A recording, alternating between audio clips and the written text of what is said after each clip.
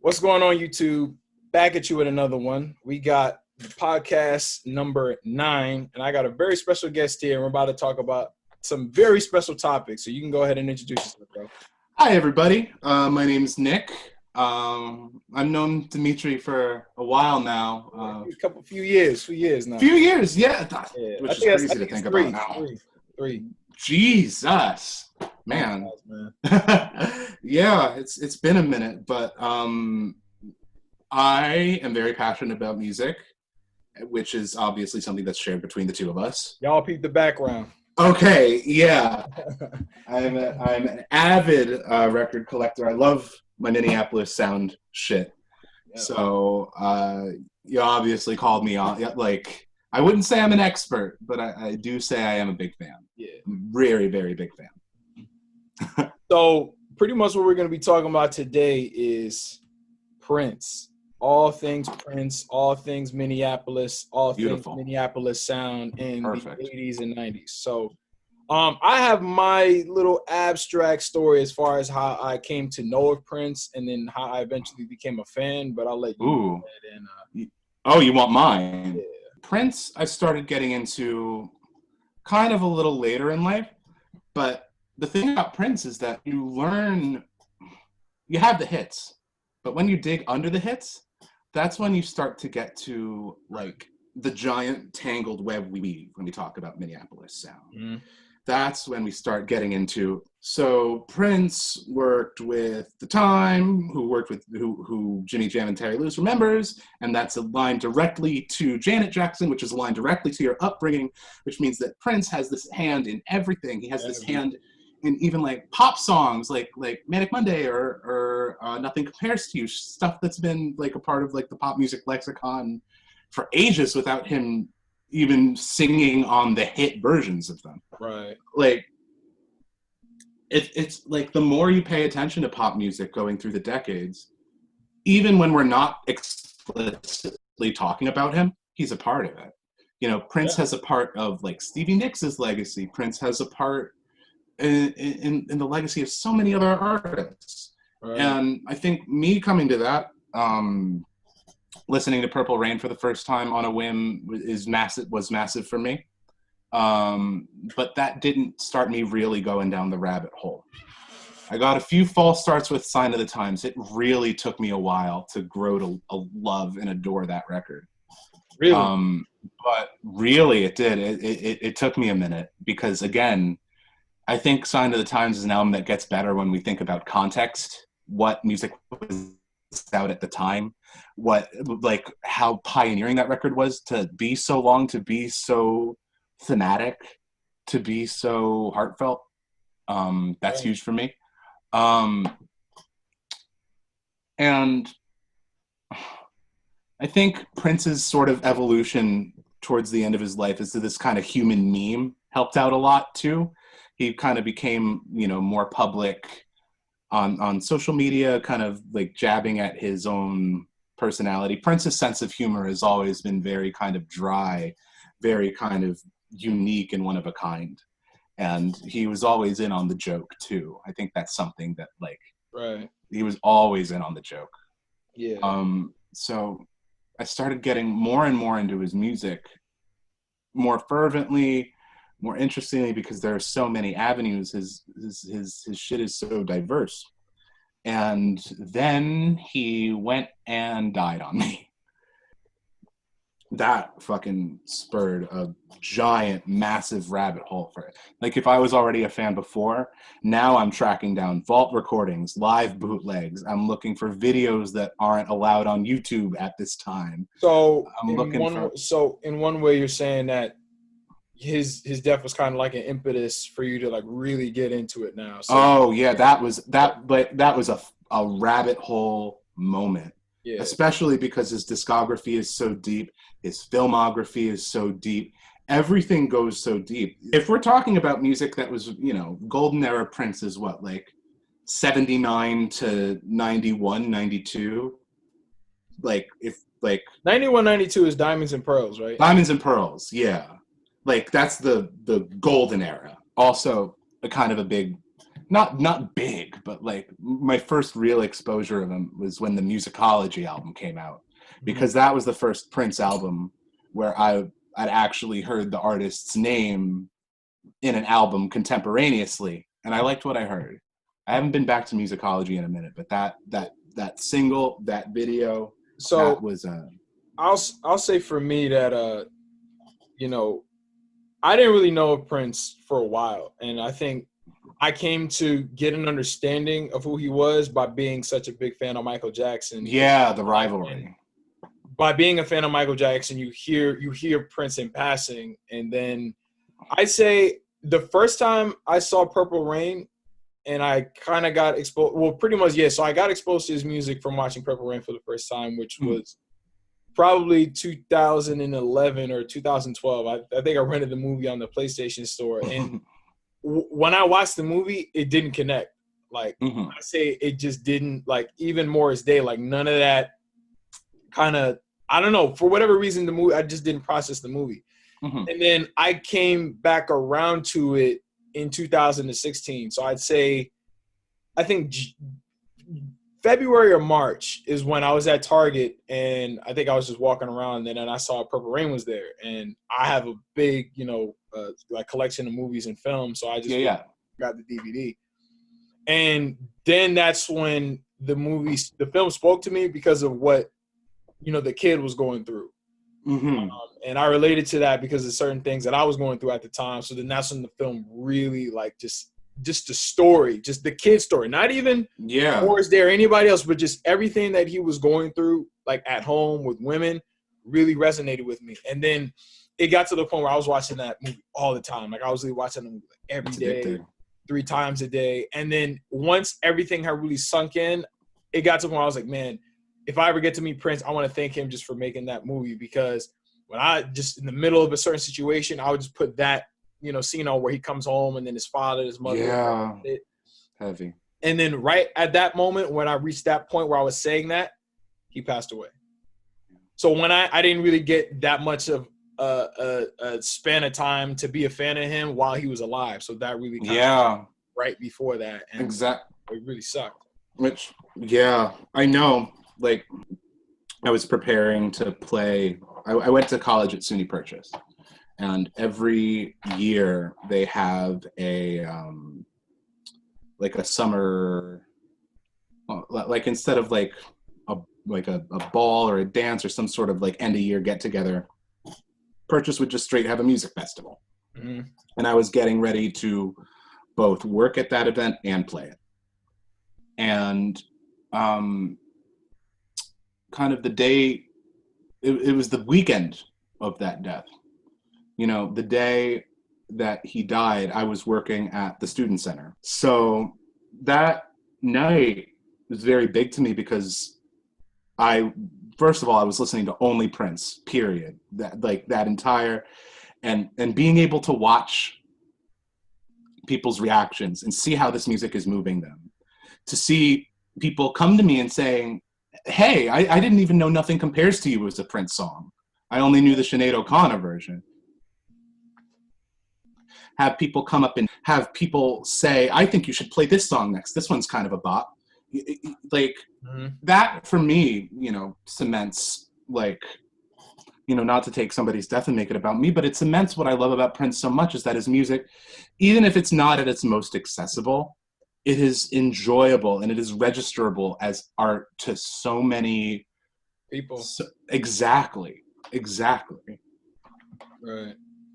So I'll say that, Prince's Purple Rain album was really my, first exposure to him. And I'd say that my favorite record on that entire album, really, it's cliche because you're a big Prince fan, but I love When Doves Cry. I think that when you take the lyrics, I think that anybody songwriting, like When Doves Cry, dude. You know what I'm saying? Maybe I'm just like my father, too bold. Mother's never satisfied. Like, how could you just leave me standing alone in a world so cold, dude? Like, I've listened to that song and just like, you know what I'm saying? Because it's like, sometimes I'm like, how does he know? I Like, know. how do you write a song so long ago and then it's so relevant, just relevant to somebody like me? And I know I'm not the only one. You know what I'm saying? That's why I think, you know, at that time, just the whole Moran album in general really took the world by storm. Especially, it came out with a film at the same time, practically. So the film and the album were weeks apart. Oh, yeah. So that you know, there are just so many. Like, even on When Doves Cry alone, I will cop to this right now. Prince's lyrics are magnificent, but I've always been a music guy before I've been a lyrics guy. And when you pick apart the music on When Doves Cry, it is so... When Doves Cry is a microcosm of everything that makes Prince great to me. Lyrically, everything you just said, still resonant, still holds up, still beautiful.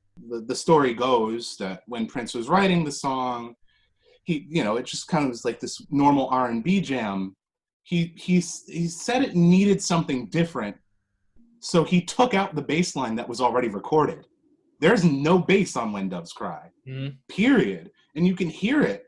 Like, that's why the music sounds so cold at the same time he's singing When the World Sounds So Cold. It's a beautiful marriage of music and lyrics. Ooh.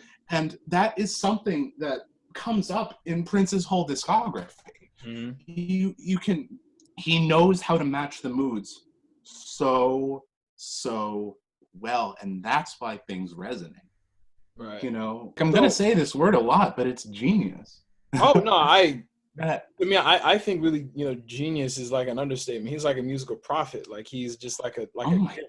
You know, and then he was just sharing gifts, you know, to exactly like to not only to have this musical body of work to call your own, but to share things with people that, you know, would sound better on them, sound better, you know, through somebody else's voice. I swear to God, like, even like perspective-wise, songs that Prince wrote for women are so like astounding and resonant to me. Like and it could go both ways. Like, in the form of a ballad, like, you know, Nothing Compares. He was written as kind of a male-female back and forth kind of thing, which is resonant. Like, you could have the stuff that he wrote for, you know, Vanity, like Nasty Girl, like, that's just really being off the wall with like the raunchiness and you know, like, that's, you know. So you actually mentioned, you know, a few people that pretty much Prince, you know, shaped and molded their careers. And oh yeah. I'll start with, to me, the most prominent one, which is, you know, Morris Day. And oh yeah. And for me, I think they were the ones who really helped me see Prince for who he really was. Because when the first song that I've actually ever heard of, you know, Morris Day was Get It Up. But at the time that I've heard it a long time ago, I'm talking like maybe 2006, 2007, like, you know, middle, like, you know, that era. And I didn't have a face to that. So I'm thinking, oh, they're just some old school black artists from the 60s. Because that song actually sounds a bit older than what it actually was. Because that song was 80, 81. But once I really got into them, because honestly, I don't know if you ever seen, you know, Morris Day interviews where back when they were on tour, they would have parties at like different, like, so let's say they're in a building, and then you would have the Revolution and Prince, and then on the bottom floor, it'd be the Time. I keep it a buck. I'd be down, you know, partying with the Time, you know what I'm saying? but when I came to understand that Morris Day is, the persona of Morris Day is an extension of Prince. Yeah. Meaning he was everything that Prince wanted to, you know, express, but obviously he wouldn't have the space to express that. So he did all of that through Morris Day, which to me, that's insane. So I'm like, you're basic, and obviously Morris Day is his own person, and I think he brought, you know, what he brought to it. Exactly. And if you be a walking manifestation of this man's psyche, like the other side of his musical creative psyche is insane. And then that's when I was like, all right, there's no way I can say I love Morris Day at the Time without saying I love Prince. Because Prince wrote Girl. Prince wrote, if I'm not mistaken, 777 he was the executive producer and writer to all their albums. The first Time album And Prince. And he sang on the records. Maybe the second one. He sang on the records? The first time record for sure. Maybe not the second. Maybe not the second one, but Girl, you can hear Prince on Girl. No. My favorite song. He wrote all those songs, but the first time album, he plays every instrument. He has all of the guide vocals and said, "Hey, Morris, I need you to sing this exactly like I'm singing it." The first couple time records are, again, they just engines of this Prince golden era. This was coming out at the same time as Controversy, and like the Dirty Mind era. Mm-hmm. So Prince is already playing every instrument, has that on lock. He has his career on lock. Right. But if you think about the albums that are made during that time under Prince's name, albums like Dirty Mind, which is obviously very, very, like, I know I said raunchy again, but it's very raunchy, very boundary pushing, and it sounds cheap because that's literally an album of basically demos. Mm. But there's a theme. Dirty Mind is a theme. Controversy is a theme record. Right. Controversy is about taking everything that had built up in Dirty Mind and like adding politics to it, adding fear to it, all of which come to a head in 1999, which is a sexy album, but it's a paranoid album. It's a scared album. Mm-hmm. It's a controversial album. It's still to this day, it's a controversial album. You describe you have a way with words in terms of describing these albums, man. I feel like I'm listening to like an audio book of like a review. I went to college for this, man. I went to college for this. Oh, no, I hear you, because every time I read Michael Jackson records, when you really listen to them, the same adjectives can be applied. But I'd say to go a little bit backwards, that's my bone to pick with Prince in a way, because he broke up the time by firing Jam and Lewis and really removing the cornerstone to the group, which what I'm saying, because that's when they came back together, they called themselves the Original Seven. Yeah. You can remove parts, but you got to understand that some of the parts that are removed, you can't replace them. And I think it was, exactly. Do you know George Nelson? Have you ever heard of him? He was the writer. Yeah. Or Nelson George? Nelson George, yeah. Nelson George, yeah. He was saying that basically, and this is true, I agree that, the time they never really kind of reached like their potential because they got broken up so early, and I mean, obviously it worked out because look at Jam and Lewis, obviously, but at the same time, I think, what would that album have been if, I mean, obviously I know Prince, still did most of the writing and on Ice Cream Castle, but I would just have loved to see Jam and Lewis there with them at that time. Yeah. And I mean, like, we got them back together, in 1990, and obviously they still work together, on a couple of records, and a lot of the members of the time were kind of like, oh my God, I forgot the term, but they were like studio musicians, so like, you know what I'm saying? But I think I would have loved to see them, go on, for as long as possible. Yeah, I mean, you see them come back when they do, like. That I'm not sure if the Times still tours, but they were definitely still doing like Prince tributes on TV and stuff. The Times legacy it may be underrated, but is still integral to the legacy of Prince. And Absolutely. Knowing that Morris Day can speak to that, even after all that he's been through with Prince, I mean, that speaks to how important the music was. I'm surprised because I actually have his book. I think it might be in my car, but I'm surprised that they even still have a good relationship. Because I think in one way, I guess I understand that, but I think what happened between Prince and the time in a way is kind of like absolute power corrupts absolutely. Yep. Prince was a control freak, from what very much I've heard. And very much so. He didn't really allow them to. Yeah, pretty much. He didn't want them to have the space to really be themselves. So that's why he fired them, because they wanted to, write and, produce for other artists. And he said, I told you guys not to produce for other artists, so you did. Exactly. And I think that kind of got in the way of what a lot of things could and should have been at the time. Especially if you look at the story of Vanity. Vanity. Let me tell you something. Mm-hmm. If I was born in the late 50s or whatever, all I'm saying is if I had met Vanity back in the day, we would be married. We would have about 4 or 5 kids.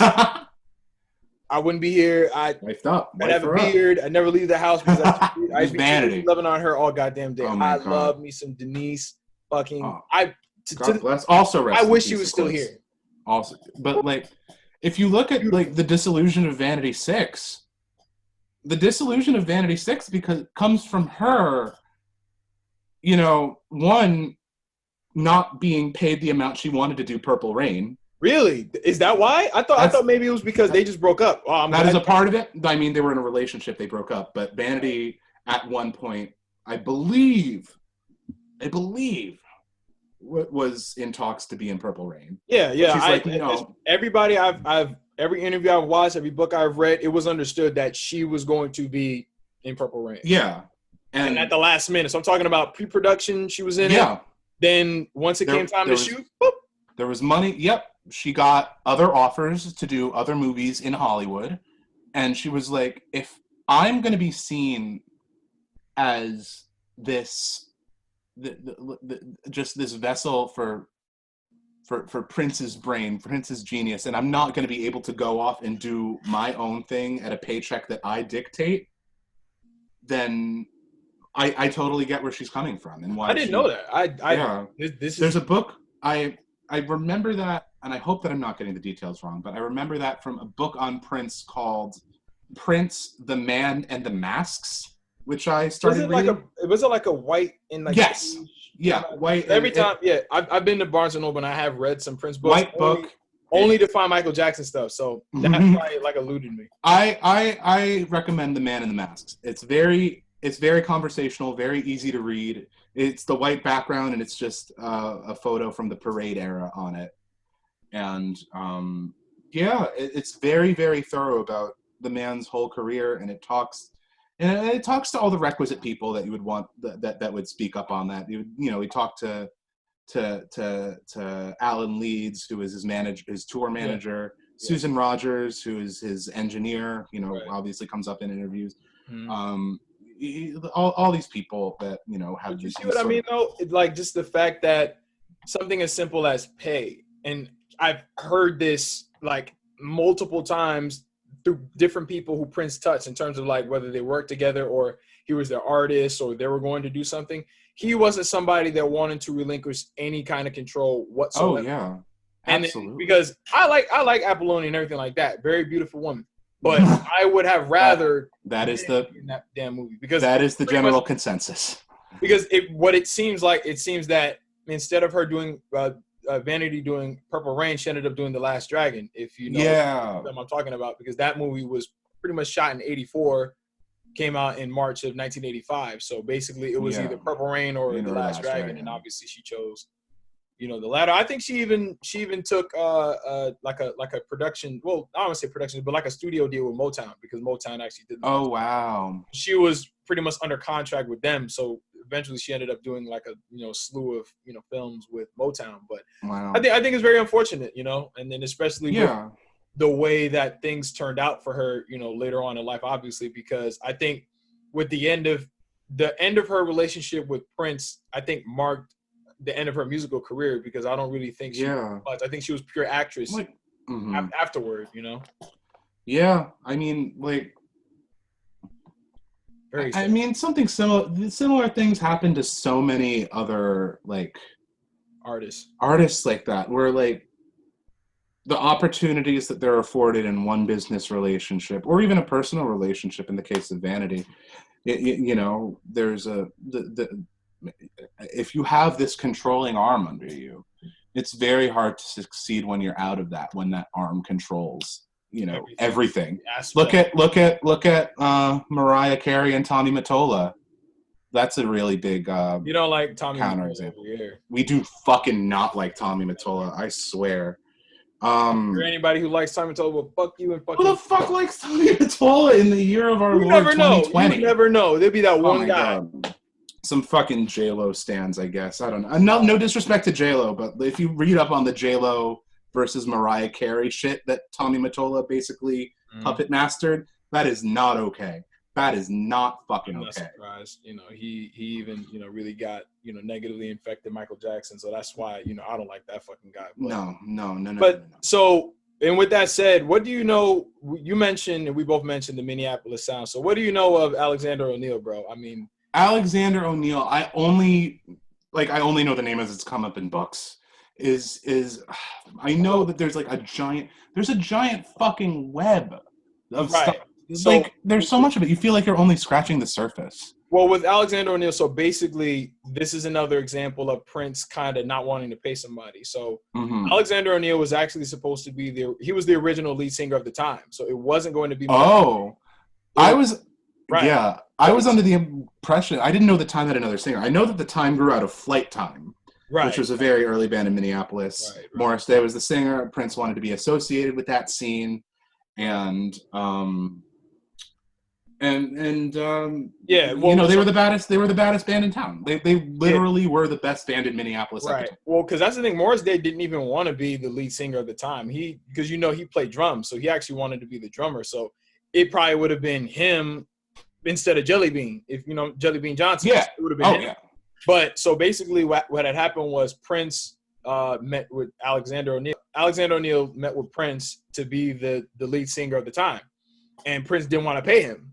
So if you watch a lot of Jimmy Jam and Terry Lewis interviews, they'll say that Alexander O'Neal told Prince, I need the paper, Prince. I need the paper. I got to get the paper.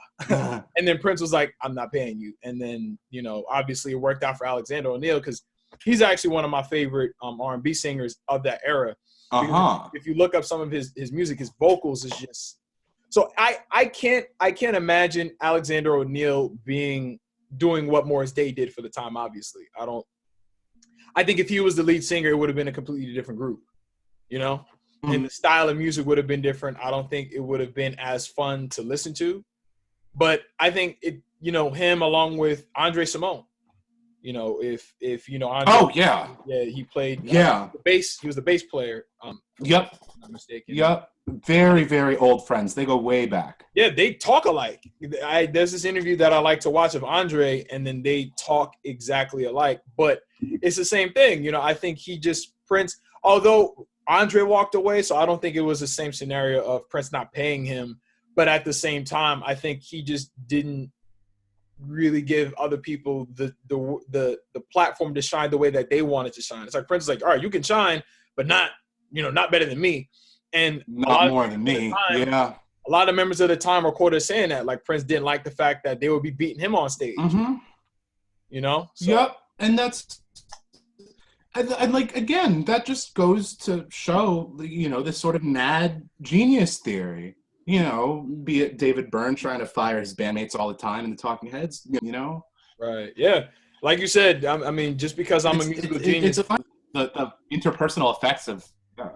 Right. Just because I'm a musical genius doesn't mean I have to be a people person. So I guess if Prince was here and he heard that statement, I think he thoroughly agree.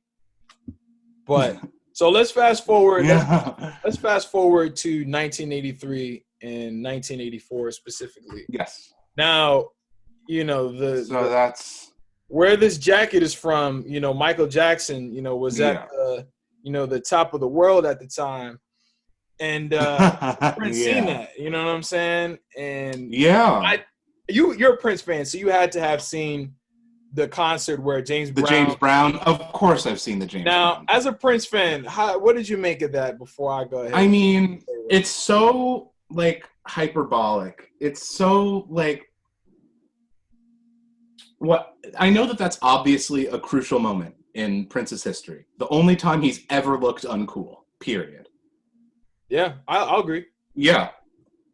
And that goes to show, I think that might also be the only time Prince ever overdid it. What I think of as a more fundamental Prince moment, a more fundamental Prince failure. Do you know the story of Prince opening for the Rolling Stones?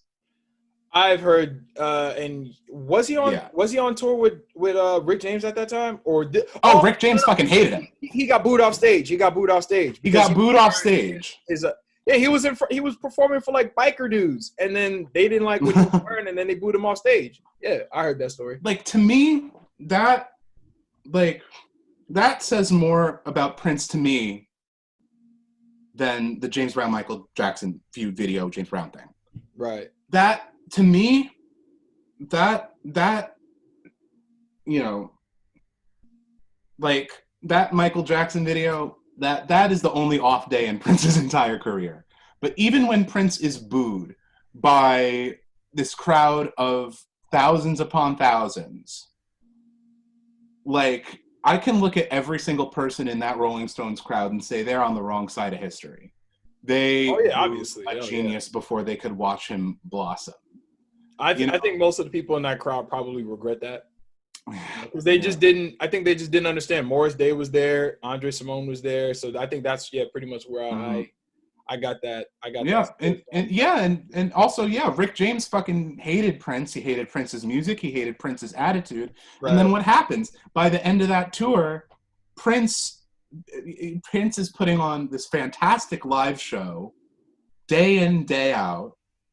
1999, or was that 19? No. I think that was like the Dirty Mind controversy. I think this was 1980. 1980. So yeah, that would be Dirty Mind era. So Dirty Mind is out, which again, Rick James hates how, filthy that album is. To say Prince, you know the song Sister? I'm not. It's on Dirty Mind, and it's a song about with your sister. Oh. Yeah. So, controversial on purpose. Rick James here's like, what the fuck is this man singing about? It's my understanding that Rick James was pretty much threatened by Prince. And yeah, exactly, because by the time that tour ended, like, Prince was headlining some dates, if I'm not mistaken. And Rick James had been around for a while, and he didn't like that. But I think up until I mean, he worked with Eddie Murphy, things like that. Oh yeah. He kind of got a little bit of a resurgence, but you got to understand, you got to make room, for the new guy. What do you? Oh my God, absolutely, absolutely. Yeah, especially when that new guy is literally lightning in a bottle. Right. Lightning in a bottle. Like, but people could, yeah. No, most people, and I've read, from the Prince books that I've read and the interviews that I've listened to, Prince did have a very thorough respect for Michael Jackson, growing up, because Michael Jackson had been big his whole entire life. I'd say pretty much, pretty much his whole entire life. And Prince, looked at Michael Jackson's success and wanted to pretty much, I don't want to say replicate that, but Michael Jackson's fame and the pinnacle that he was at, Prince was looking to aim for that. Mm-hmm. And Michael definitely looked at Prince in terms of the presentation of the film, because I think that's one thing that Michael Jackson didn't have was that kind of defining film that Prince had with Purple Rain. Yeah. Michael didn't have that. And I think Michael Jackson, he was never willing to, put his music down for a little while in order to invest that sort of time into a film like Purple Rain. Mm-hmm. Because for all parties involved, most people would say that Purple Rain was experimental until big. Warner Brothers didn't want to do Purple Rain. Yeah, no one knew that Purple Rain was going to be what it was at that particular time. Oh yeah, it was. Michael saw that. Lightning in a bottle. If I would argue, though, what? Not to interrupt, but what Prince did for music and film, for the rock and roll movie with Purple Rain, and what he did for his own career, Michael did that with his music videos. He was working with established music video directors like John Landis. Absolutely, yeah, absolutely. I mean, not music. He was working with established film directors. Yeah. Yeah. I think that the two are very comparable, and like, they're both working within these two systems that have their own levels of accessibility and inaccessibility. Especially like, MTV is this small burgeoning cable channel that, you know, just fucking skyrockets when they premiere the Thriller video, and it becomes the most watched really shit beat on it. TV. Really beat it. Beat it. Yeah, that came first, and then yeah.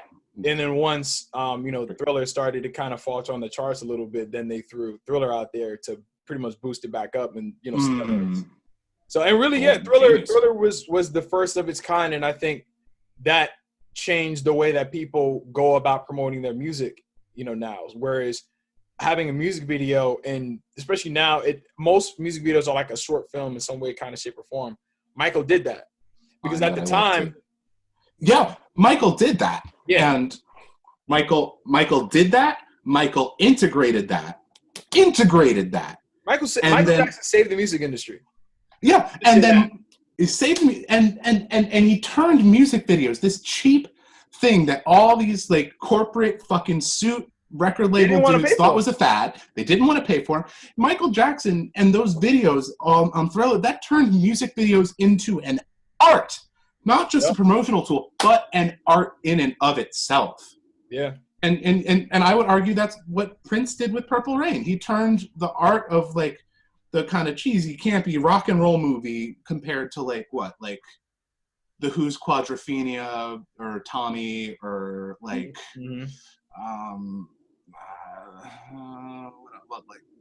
rock and roll high school at the time. The rock and roll movie and made it into something more serious, more substantial, and then by proxy that turned to this worldwide phenomenon. Yeah, no, most definitely. And what's funny is that I don't know if you ever read the story and I read this years ago before this actually landed on YouTube, that Michael actually went to a private screening of Purple Rain at Warner Brothers Studios, and he walked out at the end of the film. So I think after he performs Purple Rain at the end of the movie, and then he walks out, I think that's when Michael Jackson left. So they said that he was in the back, he was wearing sunglasses just like mine, didn't say anything, and then he left. And Prince actually attended Michael Jackson's Victory Tour concerts in Dallas. Ooh. Because that was actually before he went on the Purple Rain tour. Mm-hmm. And he was at the show basically to see what kind of, you know, how the Jacksons were presenting themselves at that time, and to see equipment, lighting. So I actually got that from a Prince book. So they were there just to see what the competition was like. You know, whether or not. And it was funny, Prince actually didn't like the tech that they were using, so he felt like it wasn't, you know, as cutting edge as he probably would have expected it to be. Because if you look at like Prince's videos, there's a I keep coming back to. It is the 1999 tour in Houston, and if you just look at everything about it, like interviews with Alan Leeds, you know, he says that Prince wanted the most forward-thinking, elaborate stage show possible. Right. And obviously that comes to a head with the Sign of the Times tour over here, or the Love Sexy tour, because Sign of the Times tour was only overseas. You get like even back then, even in like 80, 81, 82, the light setup, the staging of it all, the choreography, the Prince fucking in his trench coat coming down a fireman's pole, and the dance, one of a kind, and just to take that, size it up, and let it influence you, but also just come at it with this fucking this spirit, this competition about it. Right. It's well, as a Prince fan, so because I don't want to say we're on different sides of the spectrum, because as you can see, I'm a fan of Morris Day and the Time, Prince, and I might as well move to Minneapolis because I listen to music all the time. Yeah. But so what did you make of the Michael Jackson Prince rivalry as a Prince fan? Because I always had my opinions about it, even though you rarely ever saw them in the same spot aside from that one instance. However, they've been around each other, you know, throughout the 80s and on several different occasions, but you know, we've only seen really one. But what did you make of that back then? The way I know it is that there's there's this passage from the Prince memoir that came out last year. And I What's say the name memoir, of that? It's called The Beautiful Ones. Oh, I've heard of that. And it was written, like, only 1 or 2 chapters were actually written before he passed, but it was going to be a full memoir Prince thing. And I think there was a kind of one metaphor that the co-writer used where he said that Prince's music is magical. And Prince said, no, magic is not my word. Magic is Michael's word. My music is funky. My music is rational. Right. Funk makes sense. Funk is supposed to be like in your face, in like, it's supposed to be a realist man's genre. And so when I think about the rivalry between Prince and Michael, I'm thinking about magic, which is not an insult to me. And I doubt that Prince meant it as an insult. No, I definitely not. Yeah. I don't take it. I mean, with the context that I know now, I don't take it that way. Yeah. So Michael Jackson is this magical, inspirational force. And he's making stunning music. And I think that's also exemplified by the 1987 divide of Sign of the Times versus Bad. Because if we think about the singles off that record, if we think about Man in the Mirror specifically, Man in the Mirror is a song that's very inspirational. It's a song that means a lot to a lot of people. And it's a song that I feel is very... I will come out and say that it's not my favorite Michael song by a huge... Michael didn't write that record. Syed Garrett. I think that he didn't. But a lot of the other... Oh, really? You didn't know that? It's lagging a little bit. I did not know that. Yeah, but I think Michael Jackson didn't representative. Oh, wow. Okay. Yeah, so Michael didn't write that. Michael wrote Smooth Criminal, Bad, Dirty Diana, I Just Can't Stop Loving You, The Way You Make Me Feel, Speed Demon. So he basically wrote most of the album. He just didn't write Man. That was a song that was presented to Michael. Okay. Obviously. Okay. Took off. But I'd say it's not one of my favorite records. Yeah. Like, there's something about it. I think I don't want to say condescending, but it feels very like faux uplifting to me if I listen to it when I'm cynical enough. I don't know. There's something. Oh, you mean like the message that? Yeah, it's like. Want to make a. Like you want to make the world a better place. Take a look at yourself and then make it. It feels very kind of optimistic, and the change is in you. And I compare that to the song "Sign of the Times," the first single on the record. A song that it's not dour.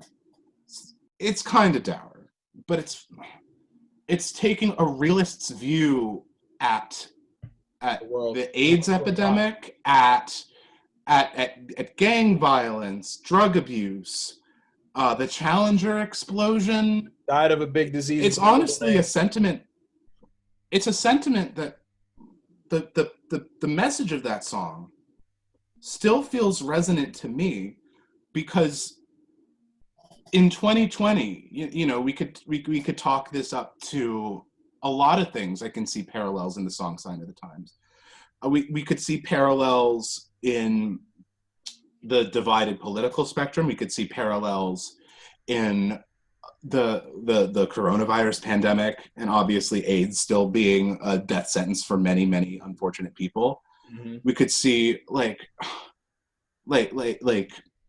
there is, but the last verse of that song, you know, "Sign of the Times, mess with your mind, hurry before it's too late. You know, let's get married. We'll have a baby. We'll call him Nate if it's a boy." It's a song that recognizes the challenges of the late 80s, of, you know, war, famine, epidemics, abuse, divided politics.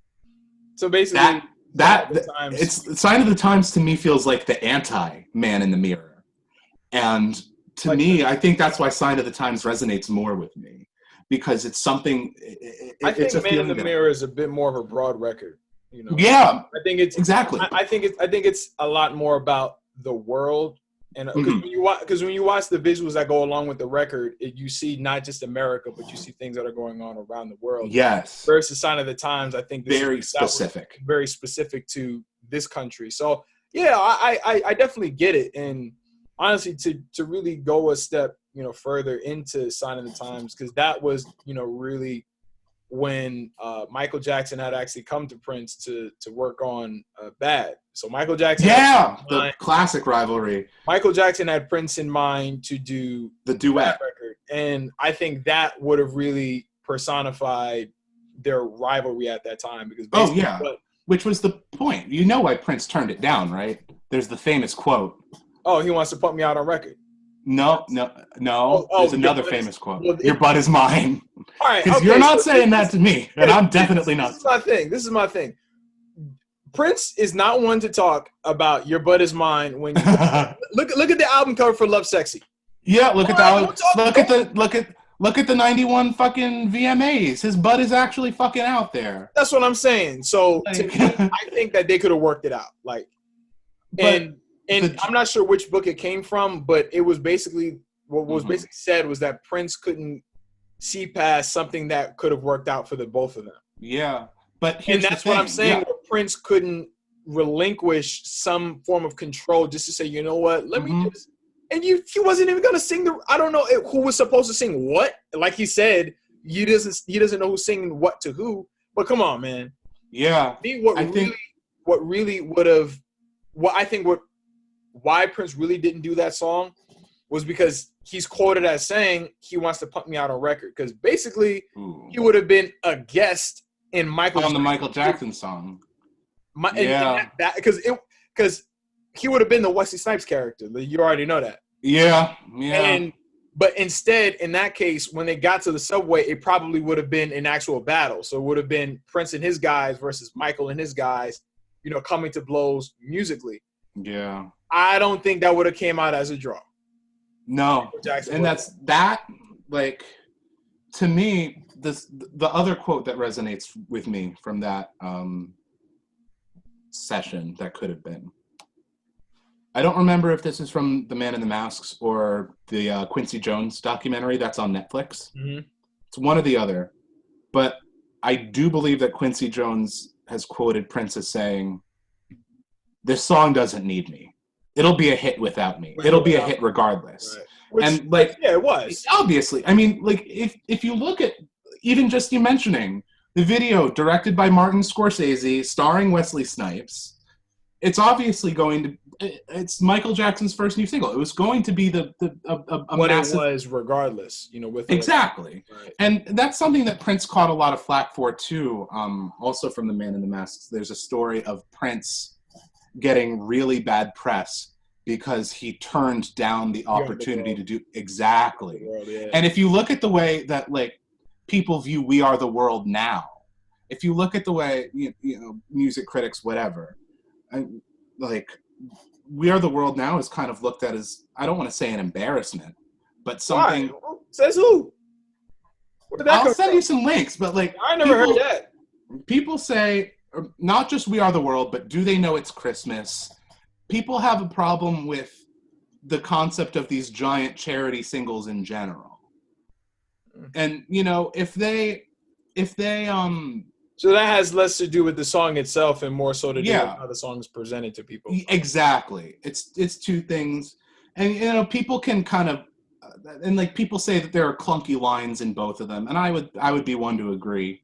There's a video about We Are the World that fucks me up. It's Stevie Wonder trying to teach Bob Dylan his part, and Bob Dylan, you could see in his eyes, why the fuck am I here in this?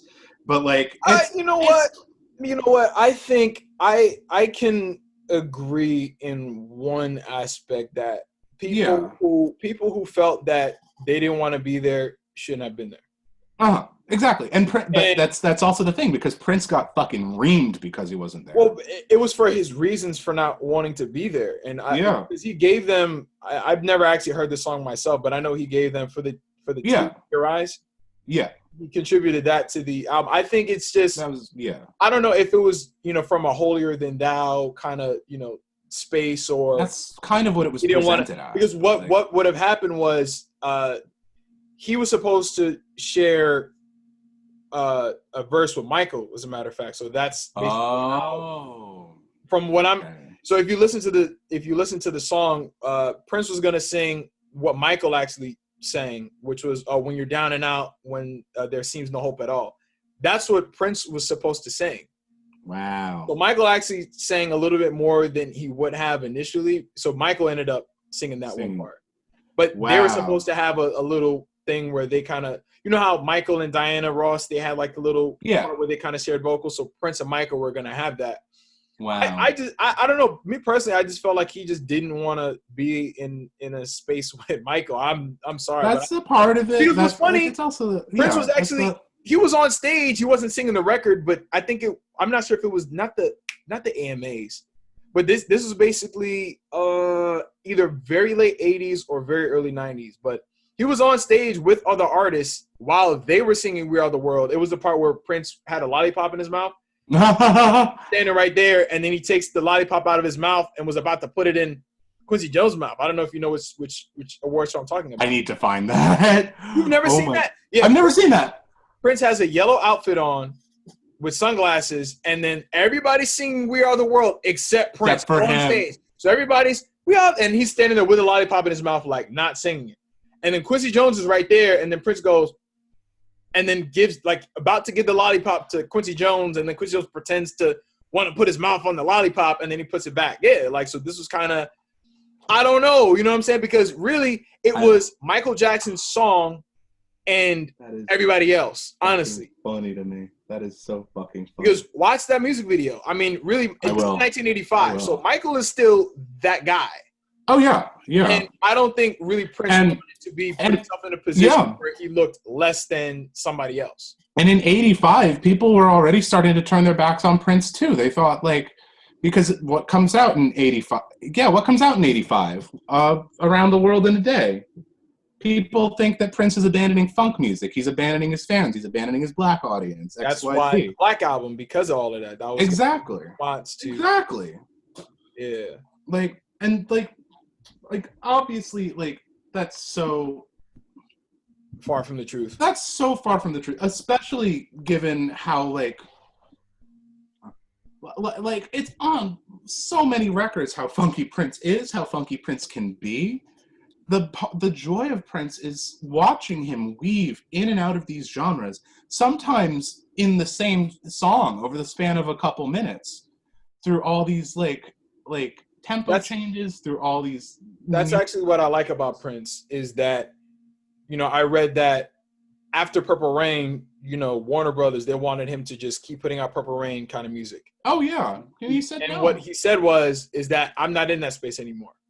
My music is going to reflect where I'm at in life. And I think Michael Jackson did the same thing, but I think Prince wasn't going to forsake where he was creatively for sales and commercial value and a lot of these things. I think Michael Jackson was like every time there was an album, it was very commercial, aimed at a certain targeted audience, and the album had to be perceived a certain way, whereas Prince didn't give a fuck.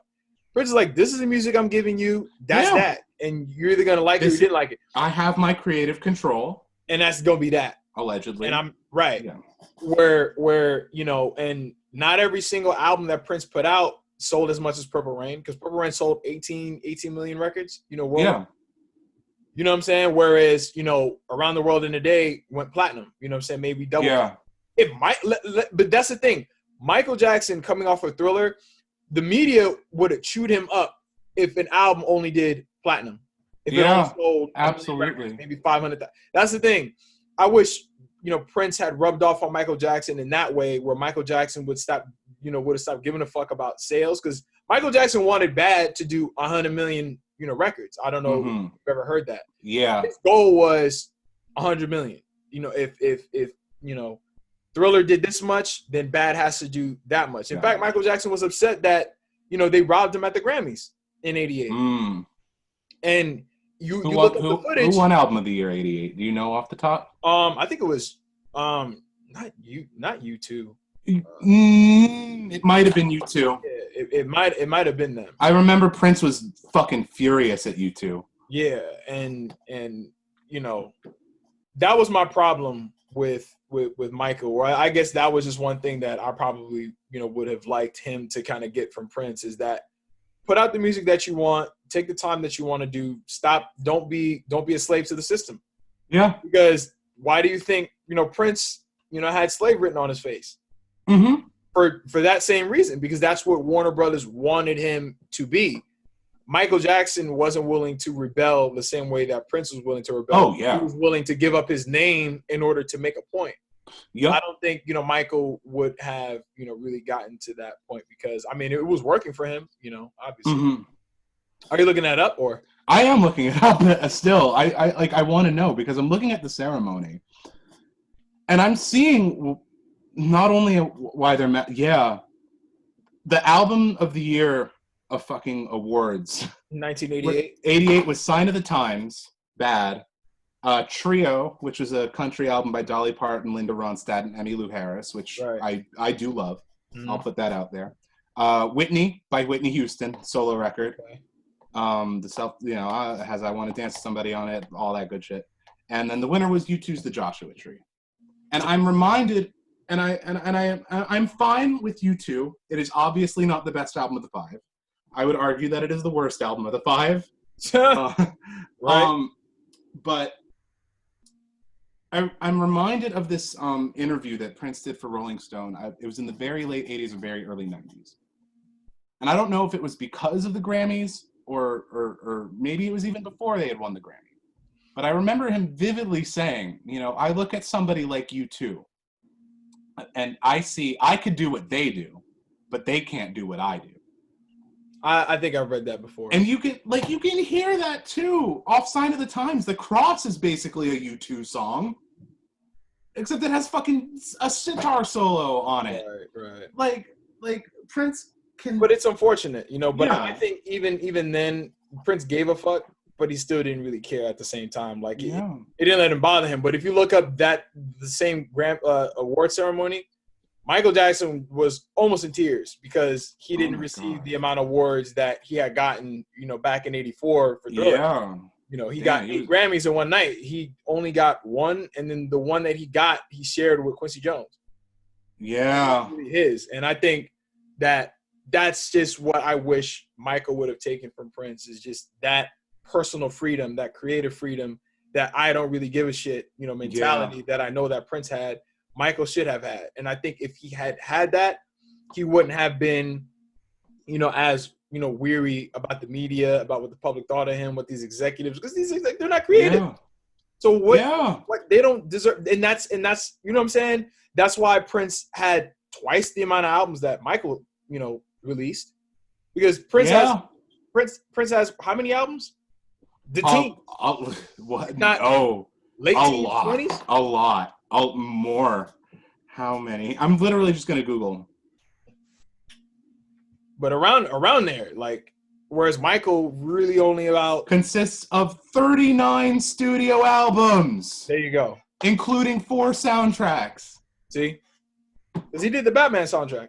He did the Batman soundtrack. Purple Rain is technically a soundtrack. Parade is technically a soundtrack. Graffiti Bridge is a soundtrack.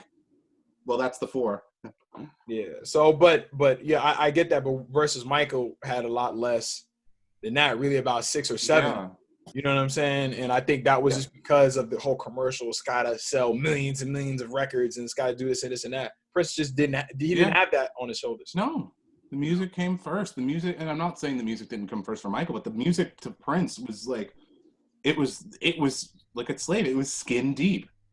Right. And lastly about Michael, and one thing that I came to realize that there really wasn't much of a rivalry between them, and that it was nothing but mutual respect, was the fact that Prince had actually, you know, supported Michael, you know, during the allegations back in 1993. Mm-hmm.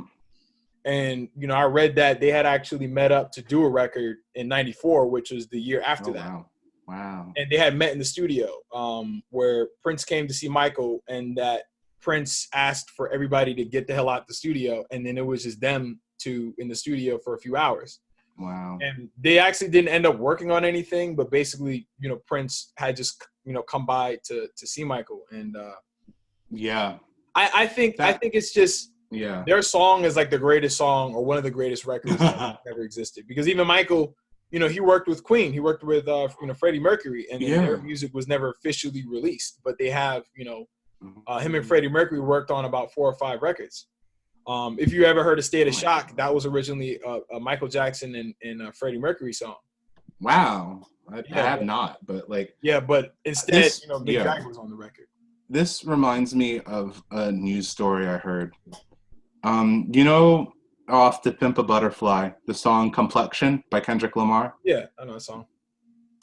Prince was supposed to do the hook, and the story goes that when Prince came to the studio to see Kendrick Lamar, they just talked for hours. They just talked for hours about music, the process, life, to the point where the session was done and they didn't record anything. They just talked. Right. Like, there's something about, like you said earlier, like Prince as a musical prophet. And I think that ability to connect with artists, be it either on the same song or just in conversations with them, talking about a musical process, talking about life, talking about religion. I look to interviews with band members of all of his bands, members of the Revolution, members of Third Eye Girl, members of New Power Generation, any collaborators, even when they're backing him up solo. Especially, in the wake of his passing, there are so many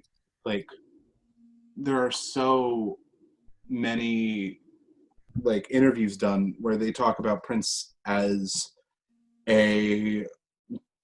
this I don't know, like as this force, as this like just this good I don't even know how to put it, but like I understand. A person that can connect with these artists on a level that's more than just musical, and more than just speech.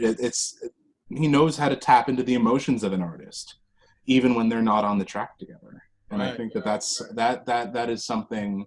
Yeah. That you hear stories about it, but like you can also hear it in his music too. That to me. Yeah. Symbolizes, the genius of Prince. And just, wrap up about Michael Jackson. One thing I really liked about, Prince is that he performed a couple of, renditions of Shake Your Body Down and some older, Jackson. Yeah. And I really like that. So that just goes to show that, rivalry, it was just, pretty much respect. Mm-hmm.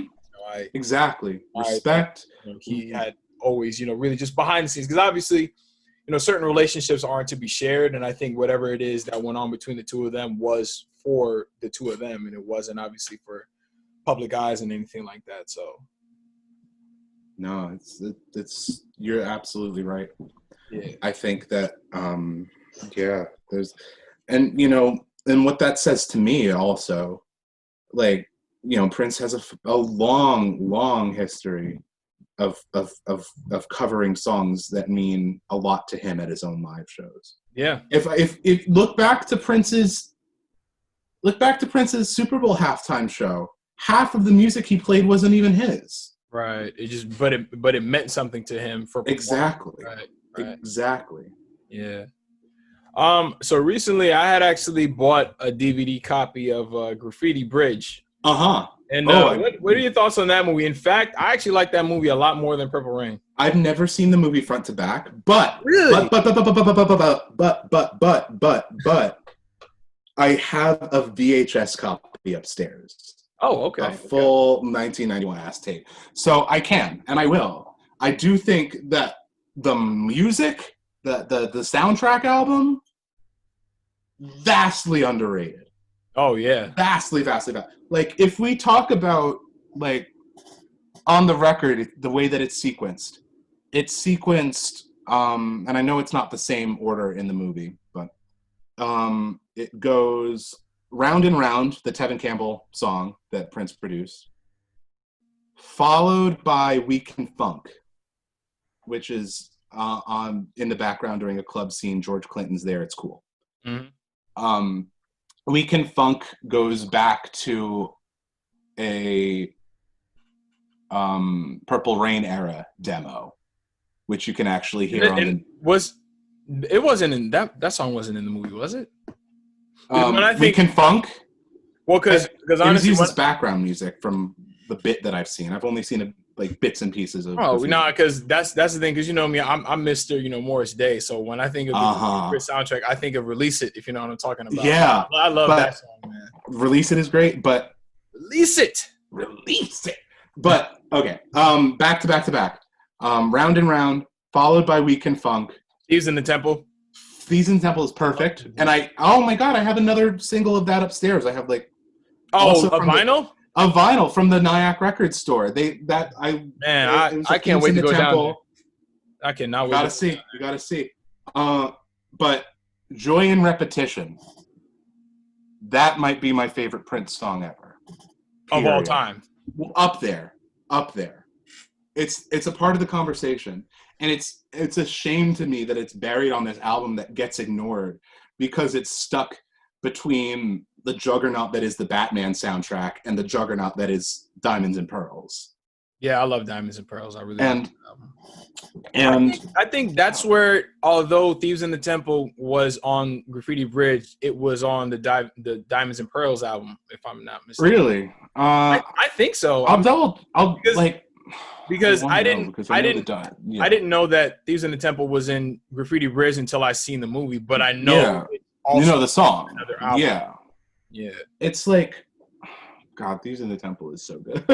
I love the video, the dancing, everything about it. Especially the way that it's presented in the film, even though it annoys me because if watch that movie again, because basically there's like another, love interest that they're both, fussing over. Right. And Prince comes over and then he's the thief. So he's the thief. Because it's Morris and Jerome, and then, they're doing their thing with her, and then he want to come in there, cut off the lights and take her, and then the lights come back on. It's just Jerome and Morris on the couch. So I'm like, you're the thief. You're the thief. Like, I get annoyed by Prince when I watch that movie. I just love the time. Like, I got my fedora hat. I got my trench coat there. All I need is Ray-Bans, and then I'm Mr. And you need a mirror so you could stare at yourself. Right? Somebody bring me a mirror. Yes.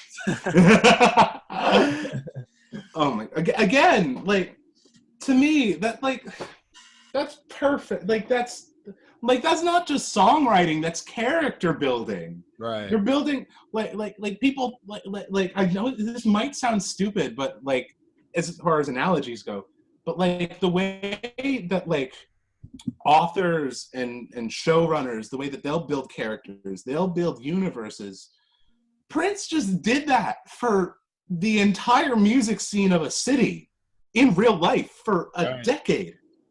That's astounding to me to think that like that genius still can kind of go unrecognized in the grand scheme of his career. Yeah. So now I'll bring up Michael Jackson again. I'm a Michael Jackson. Go for it. But I'm bringing him up in a very minor way. So I watched, Michael Jackson kind of go through some of the things that he went through in his career. And I don't think, obviously, I don't think that his issue with Warner Brothers was as, harmful to like fans. But I guess, what did you make of, Prince's issue with, Warner Brothers? I mean, obviously, we were not alive at that time. Yeah. But after the fact, like a retrospective, what did you make of that? As a retrospective? Like him getting rid of his name and going with being, the artist formerly known as, or the symbol for a while. So what do you think? I know. Again, and you look at it in the grand scheme of things, especially when it comes to where being raised as Prince's music is coming out and he's kind of off the artist formerly known as. He's kind of known as the eccentric, obviously not to the wacko jacko level, but Prince is like still this eccentric kind of frilly guy. He does these weird things. He has his name. He has the slave. He's making music that nobody's listening to anymore. Prince got a bit more of a pass for being weird than Michael Jackson. Oh yeah, because Michael Jackson could only ever be perfect, and that was the prison that he was in for his entire life. And that's why I wish he just had hung out with Prince a lot more. Yeah. that just I don't give a shit mentality would just rub off on him. You know, I wish that they, you know, but no, it continues. I'm sorry. Right. But Warner Brothers. Like people see that from the outside looking in, and it's odd. It's weird. It's manipulated. It's gross. It's this, that, the other. He's calling attention to himself. It's attention seeking. No. The music industry, again, it's suits and it's people that are willing to fuck you over if it's not a good financial bet. Right. Especially if you look at all the times that Prince was, you know, almost denied things that could have been perfect for him in his life and his career. Sign of the Times was originally supposed to be a triple album, and Warner Brothers was like, no, that's too much. Yeah. I think I heard that in passing. Yeah, again, I don't want to talk about all the details and specifics like I know, because I don't know every single detail and every single specific. Mm-hmm. But I think that Prince making these statements with his body, with his face, with his music, with his image, with his name, literally his name, that is standing up for artist rights, not just for himself, but artist rights for entire generations of musicians that came after him. Right. And I think that especially now, and especially, you know, not to go off on a tangent here, but especially in the way that I believe that his estate has been handling things, it goes to joke. It shows to me that Prince standing up for his rights as an artist, his rights in the music industry, his rights as a performer, his rights as a copyright holder, it is still important. It is still relevant, and it is still a shame to me that his words are still going unrecognized. That's how it goes. Exactly, so it goes. And I know it's you know, we could talk about that. I mean, he didn't have a will. That's obviously the huge source of issues and exactly. But I think, you know, for me, and especially the way that I, you know, obviously we talked about that, the way I came to really know Prince. A lot of his music, you couldn't find it. It wasn't nearly as accessible, you know, a few years ago, you know, pre his death than the way it is now. And I feel like that it's sort of by design in a way, because Prince even got into, you know, something, you know, legal with a woman who, I think she took a video of her son singing Purple Rain, and then got that taken off. Baby dancing. No, it was a baby dancing to Let's Go Crazy.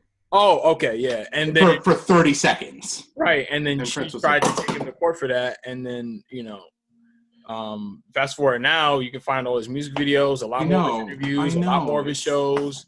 All his music is available on Apple Music. And I think a lot of the things that he was trying to avoid or he didn't want, they stuck to it, that those things came to fruition. They're necessary. Not just that they came to fruition, but they're necessary in a business sense. In order for them to continue to thrive and everything like that. But I mean, I have my grievances with, you know, the Michael Jackson estate, where I feel like they don't do anything. Yeah, because they've been very dormant. Yeah, it's it's but so many greatest hits albums of the same music that we already have that you can put out. I liked the Escape album that they put out, which is basically, you know, the songs that he had worked on unreleased. So you had the option of listening to the original versions or the Timbaland kind of remixes, which I ignored. You know what I'm saying? but I think, you know, being so much even with Prince, because people talk about the hundreds and hundreds of songs that Prince has. Oh my God! Unreleased in a vault, thousands upon thousands. That vault is deep. I feel the same way about Michael Jackson's, you know, songs that I've never heard. Where are they? Where they I'll even settle for guide vocals that I know exist for some of my favorite songs that other people sang. Like the Jacksons have a song called "The Hurt" that I listen to practically maybe 5 times a day, and it was a song that, you know, the group Toto. Oh yeah. Because So Michael was really cool with Toto back in they 384. The Porcaro brothers played on Thriller a whole bunch. Steve and Jeff Porcaro, Yeah. And basically they produced and wrote the song that hurt with Michael, and it was a song that Michael was supposed to sing in his key, but instead his brother Randy ended up singing the song. But every time I listen to that song, I'm like, this song would be super like insane if Michael just sang the song like he was supposed to sing it. And I know for a fact that the way that Randy sung it, he had to have gotten a guide vocal from Michael. Because he even has like certain like gasps, mannerisms, ad libs, like very subtle gasps and ad libs that Michael would do that Randy did. And I'm like, all right, if I knew somebody who worked for the estate, I'm like, let me just listen to that guide vocal. Just give God. Yeah. And like, what's it called? How did you feel about the to bring it back to Prince, how did you feel about the Originals album that came out? Posthumously, right? Yes. Well, I mean, because that's what it is. It's an album of guide vocals. Right. I mean, I haven't, because this is the thing, and I was actually going to end up, saying this before, that because Prince has 30 plus albums out, it's kind of, and I'm a cherry picker when it comes to. Oh yeah, me too. So therefore, like, let's say, like, do you know Herb Alpert? He's like, yeah.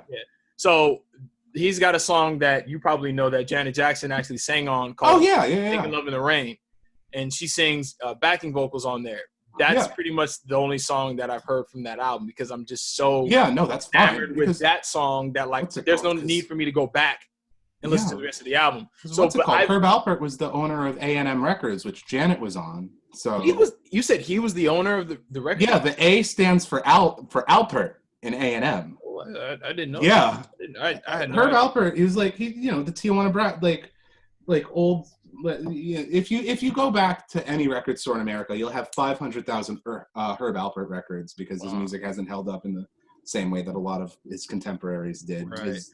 His kind of like Brazilian jazz pop thing. Well, but it had its moment, but like, but to answer your question, I haven't heard that album before. It's fine. No. The reason why is because every time I kind of like, obviously I'm more so on Prince's time style of writing and style of producing. So therefore, when I want to listen to that, I kind of want to listen to the time more so than Prince. I get it, but it's kind of like if I tried to do that and I went out of my way to say, all right, I want to discover more Prince songs. Like usually, the music that I tend to listen to is music that finds me. Like I don't really go. Yeah. It's either like it's in a movie, I hear it in passing somewhere, or I'm on YouTube, and then randomly, like that's how I found that Herb Alpert song, because I was listening to another song, related video wormhole, right, and then that song just played, and I was like, what is this? I was like, what? And then that song was on repeat for 3 weeks. But it happened, But it's kind of, to me, trying to do that would be, swimming in deep waters with no life jacket.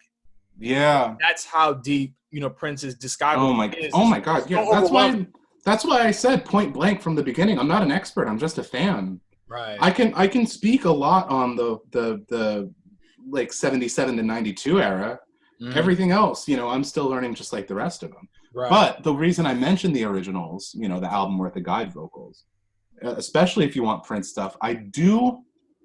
It has Prince's original versions of Gigolos Get Lonely Too, and on there, and Jungle Love with Prince's. Whoa, with Prince's voice. You said there's a guide vocal for Gigolos Get Lonely Too and Jungle Love on the Originals album on Spotify right now. Let me again for proof here. What? I'm like looking it up. Okay, so track 1, Sex Shooter, that's the Apollonia 6 song. What? Track 2 is Jungle Love. Yes. Yeah, and there's I'm looking at it right now. Oh. Yeah. What? Wow. Gigolos Get Lonely Too, Baby You're The Glamorous Life, the Sheila E. songs. A guide vocal to I can't wait to hear this. So I can't wait for this podcast to be over. Yeah, they're just his voice. Wow, I didn't know that. State has enough Prince material doing something. Yeah, but why? They could put out an Originals album every year for like the next decade. At least. At least they're doing that. The Why Michael not for Jackson. I know. I get it. I get it. Why not? Yeah, like why? Yeah. Like there's so much stuff that like they could be doing documentaries. They're just like Prince. There's a lot of content that they can just like. I'll do it for free. Like, and I said this for years. Yeah. They can hire me as a creative director or consultant. Yeah, like I'll go in there and I'll just have stuff that I know that I wanna listen to. But that's crazy. Oh, yeah. I can't wait to listen to that. That's what's it called? And even what's it called? Even literally, oh my God, today's Thursday. So either tomorrow or the week after. I think it's the week after actually. But there's going to be a deluxe, super deluxe Sign of the Times reissue. Next week, you said? Yeah, either tomorrow or next week. I should sue the Michael Jackson estate. And it's going to be, I mean, again, you guys get all this stuff and then we don't. You know what I'm saying? Like, damn, like what do we do? But again, but blessing and a curse, because Prince fans get so finicky, especially about the remasters. How are you enough of a Michael fan to know about like all the controversies around the remasters? Well, okay, so this is going to be the remasters in terms of, all right, so these are records that weren't finished. No. Go ahead. I'm going to get into some real music nerd shit with you. Yeah, go ahead. Okay. So there is a thing kind of unofficially called the loudness war when we talk about mixing, engineering, and mastering music. Mastering is basically the last step for an album that gets it to done. Mm-hmm. So when digital remasters kind of became the hot new trend because we're moving from vinyl to tape to CD,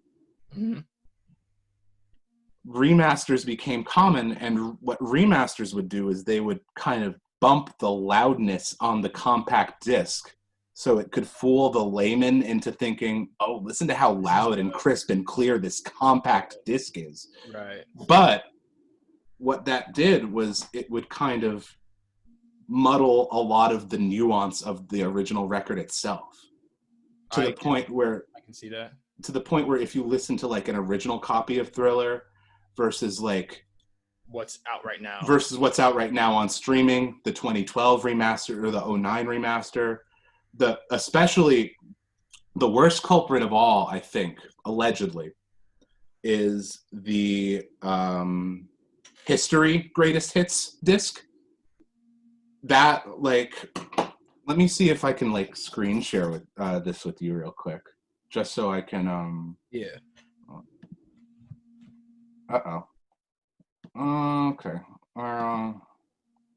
But like you can see in the waveforms of the songs of the files, you can see like the thickness of the sound. Yeah, you can see the differences, and like basically when we have a really, really loud recording that's bumped up artificially like that, it messes up the sound. Yeah, you're losing things. And so what I'm gonna send is like so would you say the sound of a vinyl from back then is a lot better than right now? Especially if you have great equipment for it. It depends. But if you look at the file I just sent you, it's like a comparison of all these different versions, all these different remasters of black or white, and how it changed over time. Oh wow. It's like I've never heard this. Yeah, like literally. Oh my God, let me send you this website because it's literally it's about the oh my God, it's literally a Wikipedia I see what you're talking about. of like all of the different versions of all these different Michael Jackson songs and like how the loudness compares from version to version to version. Wow. Like people, again, super fans, nerds like you and me, they get so geeked about like the best way to listen to music. And like, frankly, I've been doing that too. I've been geeking out about the best way to listen to music because Prince was also super against remasters for that exact reason, which is exactly what the estate is doing to make things more convenient and bassier and thumpier artificially. And they're getting it all wrong. Little do they know. Like Prince was very against remasters of his music because he comes from the school of thought that, like, you know, this is a final product of my time, my effort, my energy, and the music that I wanted to put out into the world, and that's the final statement. Yeah. And I respect that, and I appreciate that. And you know, again, look at the opposite. Look what happens when you have Michael Jackson's music. He's not the sole guy that has control over, you can do this, but you can't do this. You can do this, but you can't do this. You can license too this, many hands in the pot.